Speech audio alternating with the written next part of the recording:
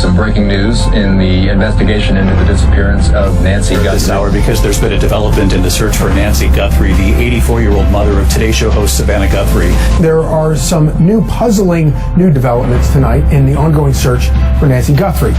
When the second search warrant was executed, nobody outside the investigation knew what it meant. There was no press conference, no statement, no visible sign that anything had changed. But something had.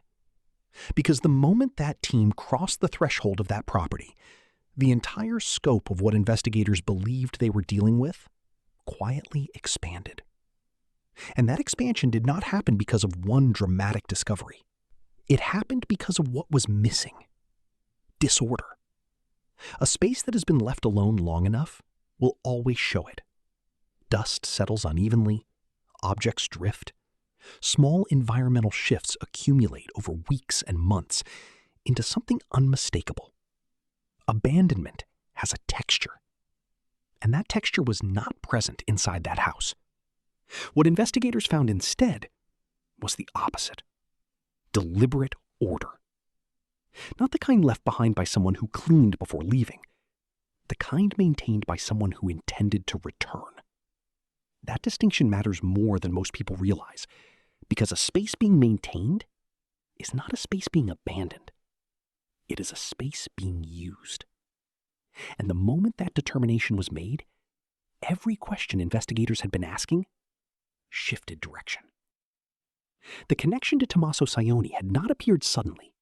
It had emerged gradually, the way significant connections usually do, through separate threads that kept arriving at the same point. Surveillance data from unrelated angles, movement records that placed him in proximity without obvious explanation, behavioral patterns that did not align with ordinary routine. None of it was enough alone. Together, it was enough to take him seriously, and investigators did. What made the second property significant was not just its connection to him. It was what that connection implied about how the case had been structured from the beginning. Because a second location does not appear in an investigation like this without meaning something. It means the event that triggered the investigation was not the beginning. It was a point on a longer timeline. And that timeline had infrastructure behind it.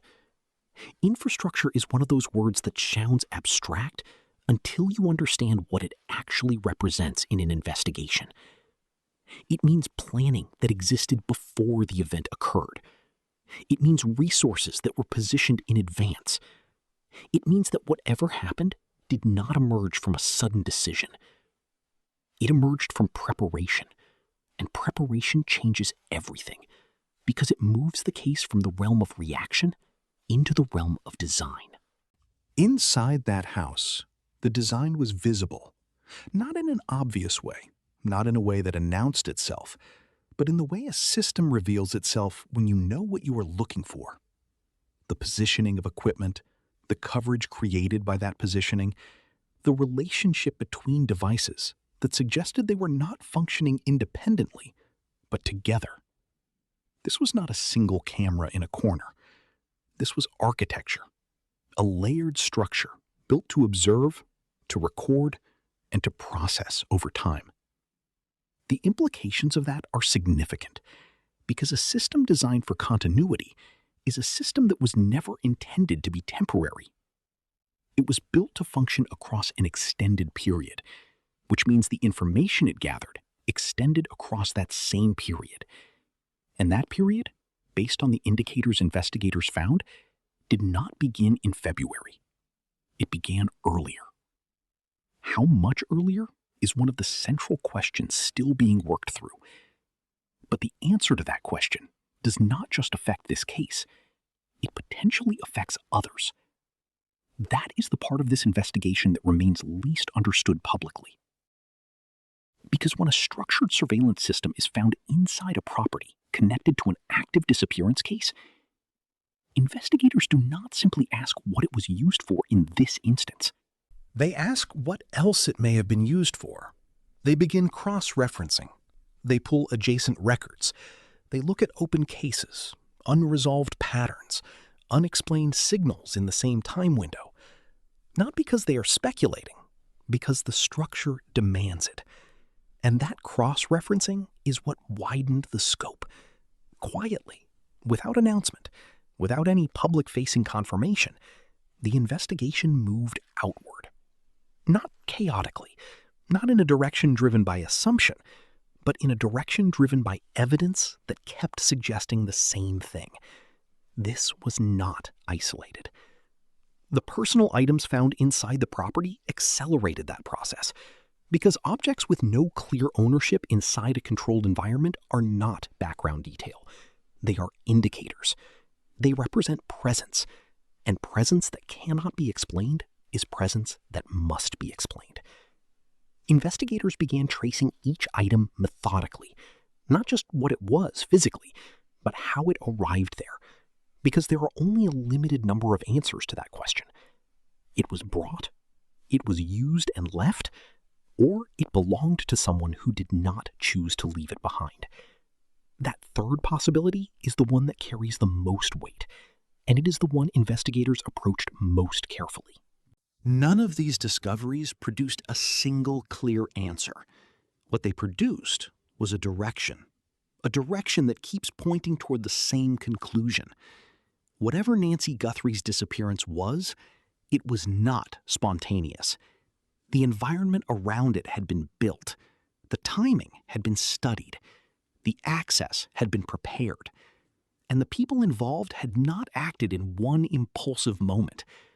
They had operated deliberately across time, with enough structure to suggest this was not unfamiliar territory.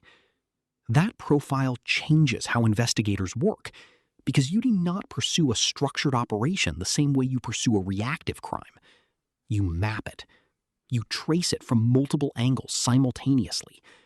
You look for the points where separate threads intersect, because those intersections are where clarity emerges. Digital forensics running parallel to physical analysis, behavioral mapping overlaid against movement records, geographic data tested against known timelines, each track running independently until it stops being independent and starts confirming something the others found. Those confirmations are building, not in a way that can be announced yet, but in a way that has already changed the internal direction of the case. Law enforcement has remained controlled in what they have said publicly. That restraint is not absence of progress. It is the natural posture of an investigation at the stage where public information can compromise what has not yet been completed. At the center of all of it, underneath every system, every pattern, every layer of analysis, there is still one fact that has not changed since the first day. Nancy Guthrie, 84 years old, was inside her home, and then she was not. Everything else, every discovery, every expanding thread, every new question exists because of that, because she has not been found. And that is the only outcome that closes this case in the way it needs to be closed. The structures that were built to create distance between what happened and what is known were built with patience. Investigators are dismantling them with the same, piece by piece, record by record, until the gap between what is known and what happened closes completely. That is the direction this is moving, slowly where it needs to be slow, and when it breaks, it will not break gradually. If you have seen anything connected to Nancy Guthrie's disappearance, anything that felt out of place, anything that did not make sense at the time, that information matters. FBI tip line, 1-800-CALL-FBI. Online at tips.fbi.gov. A $1 million reward is available and can be claimed without giving your name. What you know could be the detail that connects everything else. This case is not finished. It is not cold. It is moving. And it will not stop until Nancy comes home.